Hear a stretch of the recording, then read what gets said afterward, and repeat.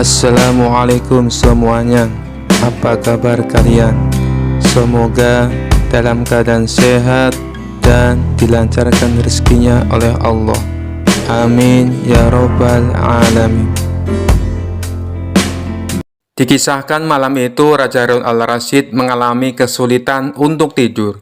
Ia memejamkan matanya selama beberapa menit, namun hasilnya tetap nihil. Hingga pertengahan malam ia belum juga menguap. Raja Harun al-Rasyid memanggil salah seorang pengawal istana.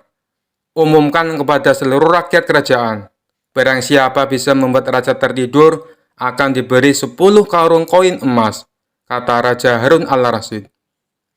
Pengawal istana bergegas memberi isyarat kepada bawahannya agar bergerak cepat. Lantaran sejak habis sholat isya sampai waktu menunjukkan pada malam, hujan gerimis belum juga berhenti. Tak lama berselang, datanglah 2 orang peserta yang kebetulan pada malam itu tidak bisa tidur. Mendengar penjelasan dari pengawal istana, keduanya berminat mengikuti sayembara. Peserta pertama masuk ke dalam bilik kamar pribadi raja, menata posisi duduknya. Ia memulai dengan sebuah cerita. Dahulu kala ada pemuda durhaka bernama Sa'labah. Kelakuan kurang ajarnya mengeris hati orang tuanya sampai menjelang wafat. Ia sakaratul maut hingga berbulan-bulan. Bahkan doa Rasulullah pun tidak dikabulkan, kecuali setelah dimaafkan dan diridhoi oleh kedua orang tuanya.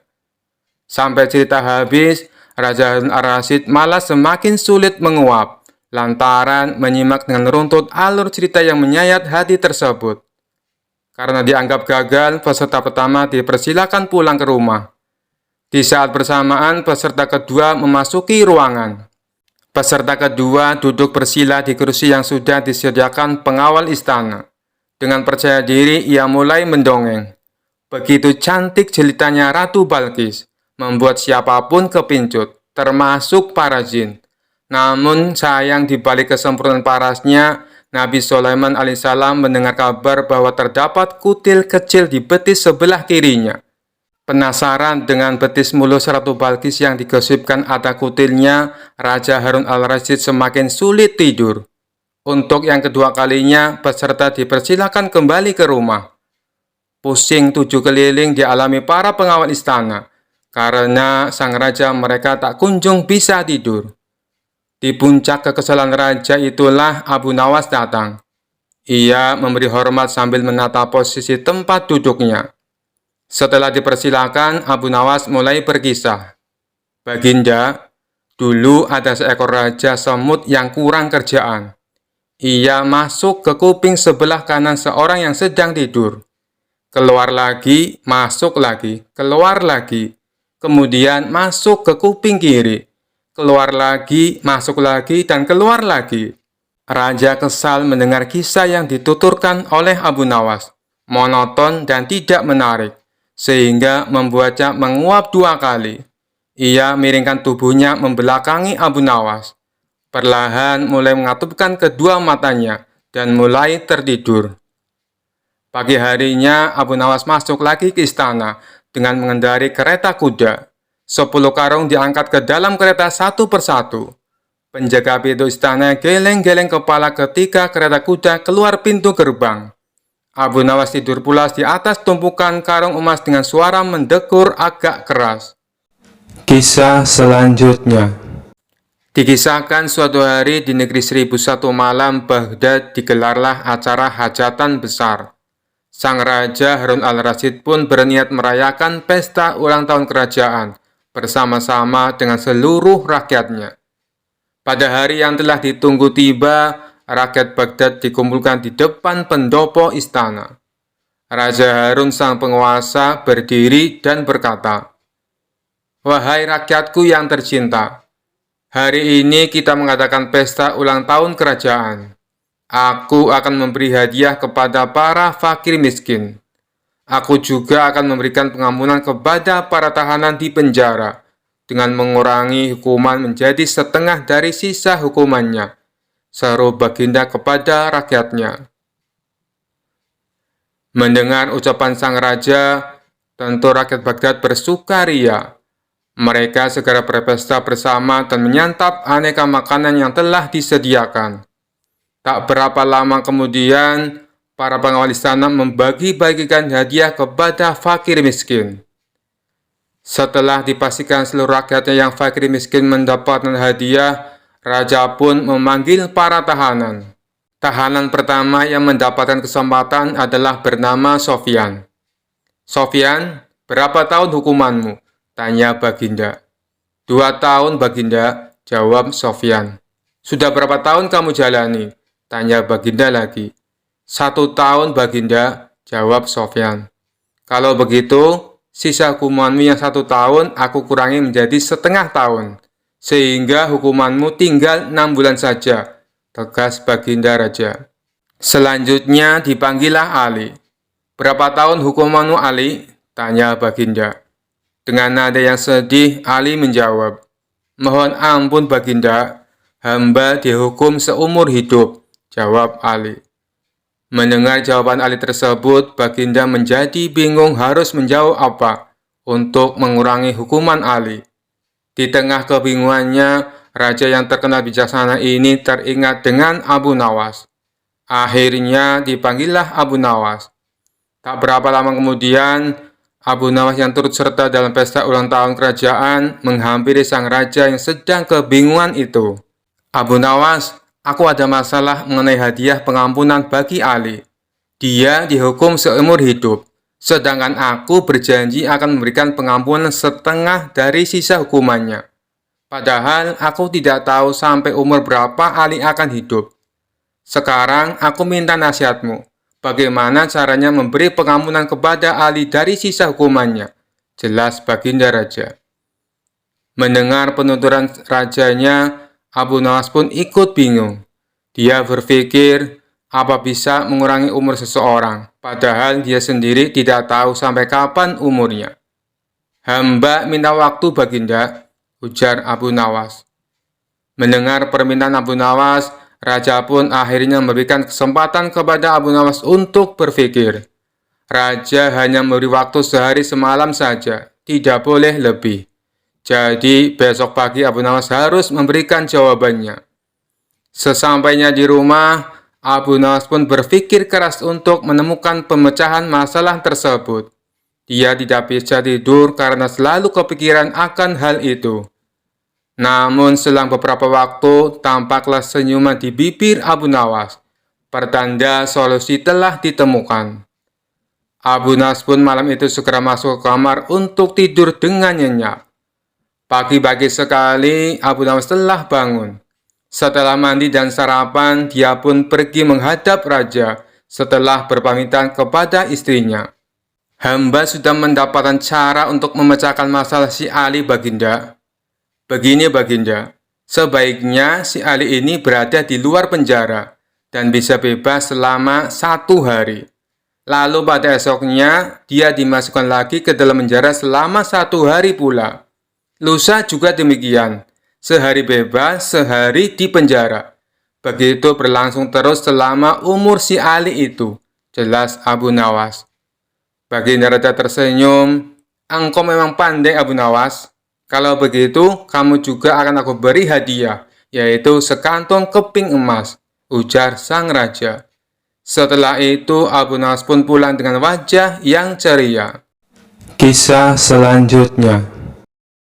Dikisahkan Abu Nawas pergi ke negeri seberang yang terdapat sebuah kerajaan aman, adil, makmur, dan sentosa, karena dipimpin oleh raja yang bijaksana.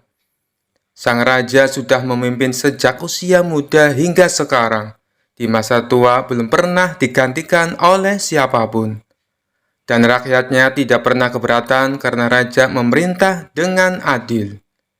Suatu hari raja merasa jenuh. Dia ingin istirahat menjadi raja selama setahun. Namun uniknya tidak menyerahkan posisi raja kepada anak keturunannya, tetapi malah mengadakan sayembara untuk mencari sosok yang pantas menjadi raja. Disebarlah pengumuman ke seluruh negeri. Siapapun boleh menjadi raja, mulai rakyat jelata sampai kaum bangsawan. Tetapi ada dua syarat yang harus dijalani. Syarat pertama, dia akan dijadikan raja selama setahun. Syarat kedua, setelah menjadi raja selama setahun, maka harus diasingkan di sebuah hutan belantara yang dihuni ribuan hewan buas.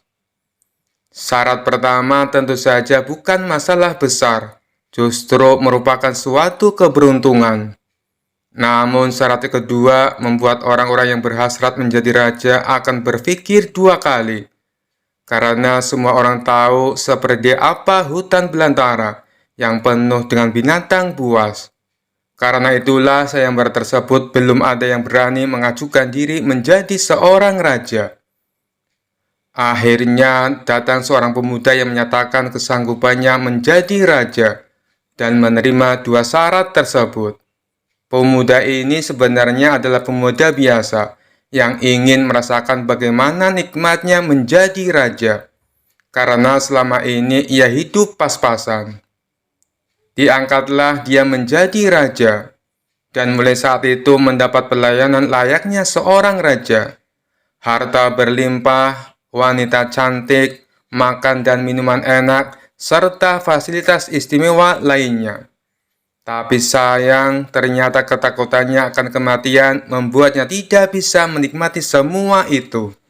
3 bulan pertama dia mulai gelisah, karena umurnya tinggal 9 bulan lagi. 3 bulan kedua ia makin tidak tenang makan, tidur pun tidak nyenyak. 3 bulan ketiga dia mulai menyesali keputusannya menjadi raja. 3 bulan terakhir si pemuda makin stres berat, karena hidupnya tinggal beberapa bulan lagi, dan kesenangan yang dicari selama ini tidak bisa dirasakan. Ketika masa jabatannya sebagai raja sudah berakhir, lalu dibuanglah dia ke hutan belantara. Tidak butuh waktu lama, terdengar kabar ke seluruh negeri jika pemuda itu tewas dimakan binatang buas. Adanya peristiwa tersebut membuat orang-orang kian enggan melamar menjadi raja.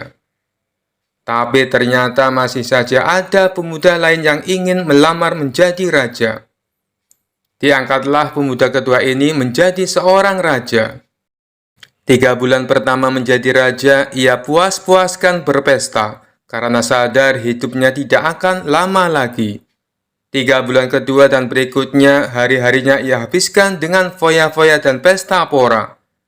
Bulan berganti bulan, pestanya makin gila-gilaan. Ia sudah tidak peduli lagi pada apapun. Dia hanya ingin bersenang-senang sebelum mati setelah jabatannya sebagai raja berakhir. Lalu dibuanglah dia ke hutan belantara. Tidak berapa lama terdengar kabar bahwa si pemuda kedua tewas diterkam singa. Tubuhnya dicabik-cabik dan jadi rebutan para singa. Peristiwa ini membuat banyak orang melupakan mimpi menjadi seorang raja. Mereka masih penasaran apakah masih ada orang yang cukup bodoh untuk melamar menjadi raja. Suatu hari Abu Nawas mampir ke negeri tersebut dengan tujuan menemui sahabat lamanya yang kebetulan merupakan penduduk di sana. Sesampainya di negeri itu, dengan penuh kehangatan Abu Nawas disambut temannya. Mereka berdua saling melepas kangen satu sama lainnya. Di sela-sela obrolannya, Abu Nawas merasa iba dengan kondisi sahabatnya itu. Ia kini hidup miskin, tinggal di gubuk kecil reot, hanya seorang diri. "Mana istrimu?" tanya Abu Nawas. "Semenjak aku jatuh miskin, ia pergi meninggalkanku," jawab sahabat. "Ya sudah, yang sabar ya. Yang penting kamu jangan tinggalkan sholat. Jangan lupa berdoa kepada Allah, agar Allah membukakan pintu rezeki untukmu," tutur Abu Nawas. "Alhamdulillah, aku tidak pernah tinggalkan sholat. Bahkan aku sekarang rajin berpuasa sunnah," balas sahabatnya. "Oh iya, ngomong-ngomong, mana nih makanannya? Dari tadi kenapa belum keluar?" celetuk Abu Nawas. "Maaf Abu Nawas, aku sudah tidak punya apa-apa. Aku sendiri kadang sehari makan, kadang tidak," ujar sahabatnya. Mendengar hal itu membuat hati Abu Nawas makin terenyuh. Kenapa tidak mencari kerja? upahnya kan bisa untuk beli makanan, tanya Abu Nawas. Setiap hari aku keluar untuk cari pekerjaan, tapi belum juga dapat. Mungkin belum rezekiku, jawab sang sahabat. Kalau mau nekat sih sebenarnya aku bisa, bahkan aku bisa menjadi raja dan kaya raya. Tapi itu hanya sementara, setelah itu aku mati diterkam binatang buas di hutan belantara. Kata sahabatnya melanjutkan. Maksudmu bagaimana? Tanya Abu Nawas heran. Kemudian sahabatnya itu memberitahu tentang sayembara yang diadakan rajanya. Mendengar sayembara tersebut, Abu Nawas terdiam sejenak. Tiba-tiba terlintas di benak Abu Nawas sebuah ide yang cemerlang. Kamu ingin hidup kaya? Aku akan membantumu. Sekarang juga antaran aku ke hadapan rajamu. Aku mau mendaftar menjadi raja, ucap Abu Nawas. Kamu gila ya? Jangan Abu Nawas, itu sama saja bunuh diri, cegah sahabatnya. Sudahlah, turuti saja perkataanku, timpal Abu Nawas. Maka diantaralah Abu Nawas ke istana untuk menemui sang raja. Ada perlu apa kalian datang kemari? Tanya sang raja. Maaf Tuan Raja, hamba Abu Nawas dari negeri seberang ingin mendaftar menjadi raja. Itu pun kalau Tuan Raja mengizinkan, ucap Abu Nawas. Oh, tentu saja boleh. Siapapun dipersilakan menjadi raja. Tapi ada dua syarat yang harus dijalani, ujar sang raja. Hamba siap Paduka yang mulia, tapi hamba minta satu permintaan. Izinkan sahabat hamba ini menjadi pengawal pribadi hamba, kata Abu Nawas sambil menunjuk sahabatnya yang berdiri di sampingnya. Oh, silakan saja. Saat menjadi raja selama setahun, kau berhak atas segala sesuatunya, termasuk mengatur semua prajurit kerajaan beserta para menteri. Tapi ketika masamu menjadi raja berakhir, sahabatmu juga harus ikut kau dibuang ke hutan belantara, timpal sang raja. Sahabat Abu Nawas ini pun kaget dan sempat menolak dijadikan pengawal pribadinya. Namun akhirnya Abu Nawas berhasil membujuknya. Mendengar ada yang melamar menjadi raja lagi membuat masyarakat penasaran. Sebagian menertawakan kebodohan tersebut, sementara yang lain merasa iba dan kasihan. Abu Nawas akhirnya diangkat menjadi raja dan diberi segala kemewahan serta kemudahan fasilitas layaknya baginda raja. Ternyata berbeda dengan dua pemuda sebelumnya, Abu Nawas tidak berpesta pora dan foya-foya. Namun ia membuat beberapa tindakan selama menjadi raja. 3 bulan pertama, Abu Nawas memerintah ribuan prajurit untuk membabat habis hutan belantara dan memindahkan semua binatang buas ke tempat lain. Sebagai raja, tentu perintahnya harus dipatuhi. Setelah 3 bulan berlalu, hutan belantara tempat ia akan dibuang kini menjadi tanah kosong yang siap huni. 3 bulan kedua, Abu Nawas memerintahkan para arsitek membuat istana megah untuk dirinya. Tentunya dengan uang kerajaan yang dikuasai. Abu Nawas bisa membangun apa saja termasuk membangun istana di tanah yang dulunya adalah hutan belantara. Dalam jangka waktu 3 bulan, berdirilah istana megah dan kokoh. 3 bulan ketiga, Abu Nawas memerintahkan para prajurit membawakan harta dan perabotan dikirim ke istana yang baru saja dibangunnya. 3 bulan terakhir, Abu Nawas menawarkan kepada masyarakat, siapa saja yang mau pindah di wilayah istananya akan dibuatkan rumah dan diberi modal uang untuk berdagang. Kesempatan tersebut tidak disia-siakan warga. Ratusan orang mendaftarkan diri untuk pindah ke sekitaran istana Abu Nawas. Selama 3 bulan terakhir, tempat yang tadinya hutan belantara kini berubah menjadi pemukiman penduduk. Bahkan di sana Abu Nawas mempunyai istana dengan dipenuhi harta kekayaan. Akhirnya habislah masa jabatan Abu Nawas sebagai raja. Sesuai perjanjian, Abu Nawas dan sahabatnya dibuang ke hutan belantara yang kini sudah menjadi pemukiman penduduk. Sesampainya di sana, Abu Nawas dan sahabatnya memasuki istana barunya. Ini semua untukmu, kau sekarang sudah menjadi orang kaya raya.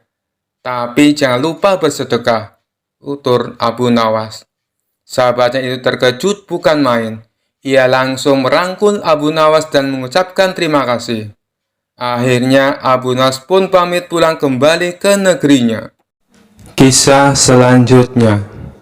Dikisahkan Abu Jahil sangat menaruh dendam kepada Abu Nawas. Ia terus mencari cara agar bisa membalaskan dendamnya. Tapi setiap kali Abu Jahil berusaha menjebak Abu Nawas, justru ia sendiri yang kena getahnya. Kurang ajar Abu Nawas. Ada saja cara dia lolos dari jebakanku, gerutu Abu Jahil. Setelah merenung agak lama, akhirnya Abu Jahil mendapatkan ide. Sebuah siasat busuk untuk balas dendam. Esok paginya, Abu Jahil menyusun rencana jahat tersebut. Ia mendatangi warung penjual minuman keras. Kemudian, ia membeli 1 botol dan memasukkannya ke dalam karung. Karung tersebut ia ikat dengan seutas tali, lalu disembunyikan di bawah semak-semak. Setelah itu, Abu Jahil pergi menemui Abu Nawas di rumahnya dengan ekspresi pura-pura bersedih. Wahai Abu Nawas, aku butuh pertolonganmu. Sudilah kiranya engkau membantuku, pinta Abu Jahil. Ada apa Abu Jahil? Kenapa kau terlihat begitu bersedih? Tanya Abu Nawas khawatir. Meskipun Abu Jahil sering berbuat jahat kepadanya, tapi Abu Nawas tidak tega bila melihat Abu Jahil menderita. Begini Abu Nawas, sewaktu aku pulang dari pasar, aku membawa barang berharga yang aku simpan dalam karung. Tapi sialnya di tengah jalan barang tersebut diminta paksa oleh berandalan. Karena takut dibunuh, terpaksa saya memberikannya, tutur Abu Jahil berbohong. Kasihan sekali nasibmu, ujar Abu Nawas. Iya Abu Nawas, dan saya sempat melihat mereka menyimpan barang berhargaku di sebuah semak-semak yang berada di depan warung penjual minuman keras. Tapi saya tidak berani mengambilnya, sebab mereka ada di sana menjaganya. Maukah kau menolongku Abu Nawas, mengambilkan warung berharga milikku, pinta Abu Jahil. Baiklah, saya akan menolongmu. Kamu tunggulah di sini, balas Abu Nawas. Abu Nawas yang tidak menaruh rasa curiga, segera pergi mengambil karung yang berisi sebotol minuman keras. Setelah Abu Nawas pergi dan sudah tidak kelihatan, Abu Jahil segera menuju pos penjagaan. Kemudian ia melaporkan kepada beberapa prajurit kerajaan yang sedang berjaga di pos tersebut.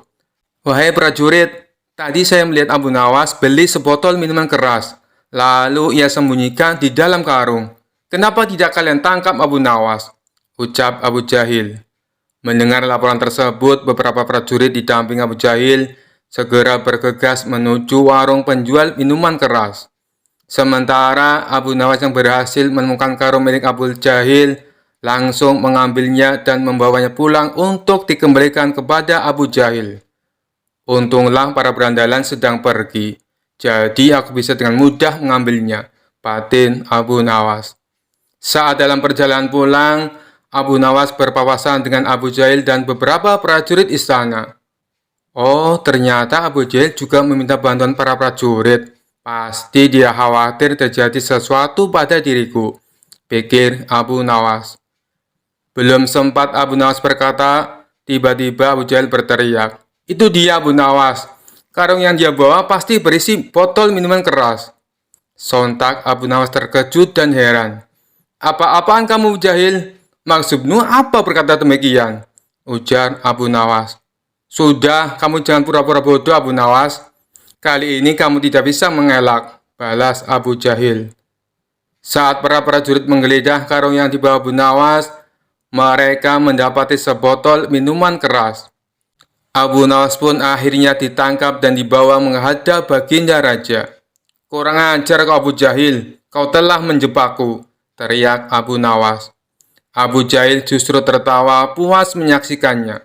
Kali ini dendamku pasti terbalaskan. Abu Nawas pasti akan mendapat hukuman berat, pikir Abu Jahil. Ketika mereka menghadap Baginda Raja, Abu Jahil berkata, "Paduka yang mulia, Saya hendak melaporkan Abu Nawas. Dia telah kedapatan membawa botol minuman keras. Untunglah para prajurit istana langsung menangkapnya, ujar Abu Jahil. Abu Jahil menuntut supaya Abu Nawas dipenjara dengan dakwaan telah minum minuman keras. Sebenarnya Baginda Raja tahu kalau Abu Nawas tidak melakukannya, sebab tidak mungkin Abu Nawas berani membawa pulang minuman keras. Bisa-bisa ia didamprat sama istrinya, dan juga tidak tercium aroma arak dari mulut Abu Nawas. Tapi Baginda Raja sengaja ingin menguji kecerdikan Abu Nawas. Benar begitu Abu Nawas? Tanya Baginda Raja. Mendengar pertanyaan Baginda Raja, Abu Nawas hanya terdiam. Aku harus cari cara supaya bisa lolos dari jebakan Abu Jahil, pikir Abu Nawas dalam hati. Hei Abu Nawas, kamu ditanya kenapa diam saja? Bentak Baginda Raja. Ampun Paduka yang mulia, tuduhan Abu Jahil tidak benar. Tuduhan tersebut hanya dibuat-buat. Apa buktinya kalau saya minum minuman keras? Bantah Abu Nawas. Itu buktinya, apa kamu buta? Ucap Abu Jahil sambil menunjuk botol yang berada di dalam karung. Kamu tidak bisa mengelak lagi Abu Nawas. Buktinya sudah ada. Oleh karena itu kamu harus dihukum, timpal Baginda Raja. Tunggu dulu Paduka yang mulia. Apakah hanya karena membawa botol minuman keras, itu bisa dijadikan bukti kalau saya mabuk-mabukan? Protes Abu Nawas. Tentu saja bisa Abu Nawas, itu bisa dijadikan bukti, tutur Baginda Raja. Baiklah, kalau memang begitu, saya juga akan mengajukan dakwaan kepada Abu Jahil, karena Abu Jahil telah berbuat zina, balas Abu Nawas. Mendengar tuduhan Abu Nawas membuat Abu Jahil murka dan tidak terima. Hai Abu Nawas, kamu jangan suka fitnah. Apa buktinya kalau saya berbuat zina? Teriak Abu Jahil. Dengan entengnya Abu Nawas menjawab, buktinya kamu kemana-mana membawa alat zina. Bukankah kemaluanmu adalah alat untuk berbuat zina? Kalau hanya membawa botol minuman dianggap mabuk-mabukan, maka membawa alat zina juga harus dianggap berzina. Jadi kalau saya dihukum karena dituduh mabuk-mabukan, Abu Jahil juga harus dihukum lebih berat, karena dia telah berbuat zina, ujar Abu Nawas menjelaskan. Seketika Baginda Raja tertawa terpingkal-pingkal mendengar pembelaan Abu Nawas. Bagaimana Abu Jahil? Apa kamu bersedia? Kalau saya menghukum Abu Nawas, kamu juga harus dihukum lebih berat. Kecuali kamu mencabut tuntutanmu, maka semuanya akan terbebas dari hukuman. Karena saya sebagai raja harus berbuat adil kepada kalian, ucap Baginda Raja. Jangan Paduka yang mulia, saya tidak mau dihukum. Lebih baik saya cabut tuntutan saya kepada Abu Nawas, balas Abu Jahil. Abu Nawas pun akhirnya terbebas dari hukuman dan lolos dari jebakan Abu Jahil berkat kecerdikannya. Kisah selanjutnya. Dikisahkan Abu Nawas mempunyai tetangga seorang tuan tanah yang kaya raya. Hampir seluruh penduduk desa bekerja di perkebunannya. Namun tuan tanah tersebut mempunyai sifat pelit dan bahil. Tak hanya itu, selain berprofesi sebagai tuan tanah, ia juga menjadi rentenir. Hal inilah yang membuat Abu Nawas resah. Selaku ulama sufi, ia ingin membuat tetangganya itu bertobat atas perbuatannya. Setelah merenung agak lama, akhirnya Abu Nawas menemukan ide yang cemerlang. Pada esok harinya, Abu Nawas menemui kawan-kawannya yang lagi tongkrongan di warung. Tadi malam aku mimpi dapat wangsit yang tidak bisa aku tolak, ucap Abu Nawas membuka percakapan. Salah satu kawan Abu Nawas bertanya, apa isi wangsit dalam mimpimu? Abu Nawas menjawab, aku mendapatkan wangsit apapun yang dititipkan padaku, maka akan beranak. Maksudnya bagaimana wahai Abu Nawas? Tanya mereka bingung.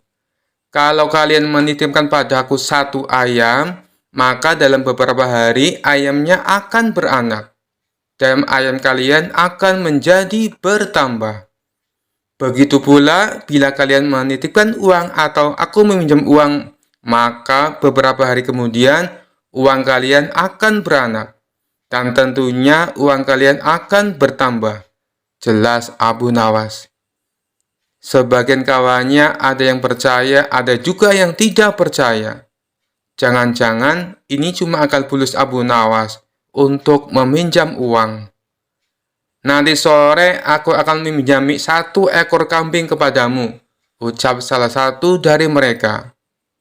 Yang lain menimpali, aku akan meminjami uang 2 dinar. Silakan, silakan, dengan senang hati, balas Abu Nawas. Setelah 5 hari berlalu, ternyata benar, kambing dan uang yang dipinjamkan kepada Abu Nawas menjadi beranak. Yang meminjami 1 ekor kambing, dikembalikan Abu Nawas menjadi 3 ekor kambing. Yang meminjami uang 2 dinar, dikembalikan oleh Abu Nawas menjadi 5 dinar. Berita tentang Abu Nawas tersebut tersebar ke seluruh penduduk desa dan sampai ke telinga tuan tanah pelit yang menjadi rentenir. Dengan ditemani beberapa pengawalnya, tuan tanah itu mendatangi rumah Abu Nawas. Wahai saudaraku Abu Nawas, adakah keperluan yang kau inginkan? Katakan saja, nanti aku bisa meminjamimu, ucap tuan tanah merayu. Maaf tuan, saat ini saya tak lagi membutuhkan apa-apa, balas Abu Nawas. Baiklah, nanti kalau kamu perlu apa-apa, datang saja padaku. Jangan sungkan-sungkan, timpal si tuan tanah dengan senyum yang ramah. Baik tuan, kapan-kapan saya akan ke rumah tuan, ucap Abu Nawas. Tuan tanah dan para pengawalnya pun pamit pulang meninggalkan rumah Abu Nawas.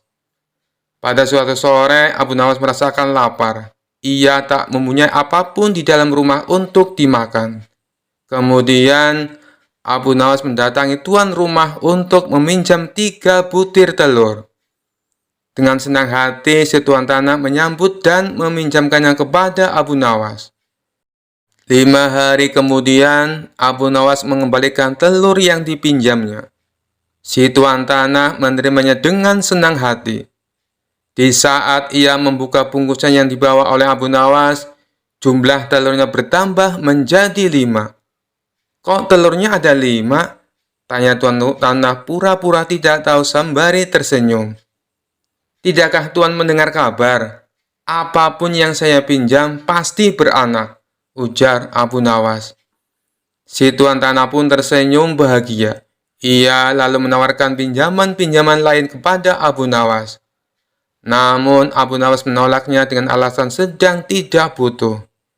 Hingga pada suatu hari, Abu Nawas kembali mendatangi tuan tanah yang kaya raya itu. Ada perlu apa wahai saudaraku Abu Nawas? Tanya si tuan tanah. Saya ingin meminjam uang 1000 dinar, jawab Abu Nawas. Jumlah uang yang terbilang cukup banyak. Dengan uang segitu bisa untuk menggaji seluruh karyawan tuan tanah selama sebulan. Tuan tanah kaya raya itu segera membuka berangkas uangnya dan meminjamkan uang sejumlah 1000 dinar kepada Abu Nawas. Ini uangnya wahai saudaraku, silakan dibawa pulang, ucap tuan tanah sambil memberikan uangnya kepada Abu Nawas. Abu Nawas pun pulang dengan membawa uang 1000 dinar. Sementara tuan tanah yang belit itu berhayal, tidak lama lagi uangku akan bertambah banyak, ucapnya dalam hati kegirangan. Hari berganti hari, si tuan tanah merasa tidak sabar menunggu kedatangan Abu Nawas. 5 hari berlalu, Abu Nawas masih belum juga datang. Tak terasa sudah berjalan 1 bulan, dan Abu Nawas tak kunjung datang ke rumahnya. Karena tidak sabar, si tuan tanah mendatangi Abu Nawas dengan didampingi pengawalnya. Wahai Abu Nawas, sudah sebulan aku menantimu, tapi kamu malah tidak datang, kata si tuan tanah. Oh iya tuan, maafkan saya. Sebenarnya saya akan ke rumah tuan, namun saya sangat sibuk. Tapi berhubung tuan sudah ada di rumah saya, sekalian saja ada yang mau saya bicarakan, kata Abu Nawas beralasan. Tidak apa-apa wahai saudaraku, silakan, apa yang mau kau bicarakan, balas si tuan tanah. Begini Tuan, Abu Nawas mencoba menjelaskan. Uang yang Tuan titipkan padaku 3 hari kemudian mati. Boro-boro bisa beranak, yang ada malah mati tak tersisa. Apa maksudmu wahai Abu Nawas? Tanya Tuan Tanah penuh emosi. Kamu mau mempermainkan aku ya? Sambungnya. Tidak tuanku, tapi memang begitulah kenyataannya, balas Abu Nawas. Tak terima dengan hal itu, si Tuan Tanah lalu melaporkan Abu Nawas ke pengadilan. Ia menuntut Abu Nawas agar dihukum pancung, karena telah menipu dirinya dengan jumlah uang yang sangat besar. Saat keduanya dihadapkan kepada hakim, si Tuan Tanah berkata, "Wahai hakim yang mulia, Abu Nawas telah menipuku. Katanya uang yang aku titipkan kepadanya bisa beranak. Tapi kenyataannya ia menipuku dan tidak sepeser pun mengembalikan uangnya padaku. Saya minta supaya Abu Nawas dihukum pancung." Setelah mendengar kesaksian dari Tuan Tanah, sang hakim bertanya kepada Abu Nawas, "Benarkah seperti itu, wahai Abu Nawas?" Abu Nawas pun menjawab, "Wahai hakim yang mulia, saya sama sekali tidak menipu dia." "Lalu, kenapa kamu tidak mengembalikan uangnya?" tanya hakim. Abu Nawas kembali menjawab, "Dari awal sudah saya katakan padanya, Tuan Hakim, apapun yang dititipkan padaku bisa beranak. Dan kebetulan uang yang ia titipkan padaku bukannya beranak, tapi malah mati. Dan aku tak mungkin mengembalikannya karena sudah mati. Bukankah sesuatu yang beranak pasti bisa mati?" kata Abu Nawas menjelaskan. Sang hakim manggut-manggut dan membenarkan ucapan Abu Nawas. Memang segala sesuatu yang beranak cepat atau lambat pasti akan mati. Dengan ini, Abu Nawas dibebaskan dari segala tuduhan dan tidak diwajibkan untuk mengganti rugi. Mendengar keputusan itu, si Tuan Hakim Tanah langsung jatuh pingsan. Ia telah tertipu oleh wataknya sendiri sebagai orang yang gigih dan berprofesi sebagai rentenir. Sekian dulu perjumpaan kita kali ini. Sampai bertemu lagi di kisah-kisah selanjutnya. Terima kasih yang sudah subscribe dan setia menonton channel ini. Wassalamualaikum warahmatullahi wabarakatuh.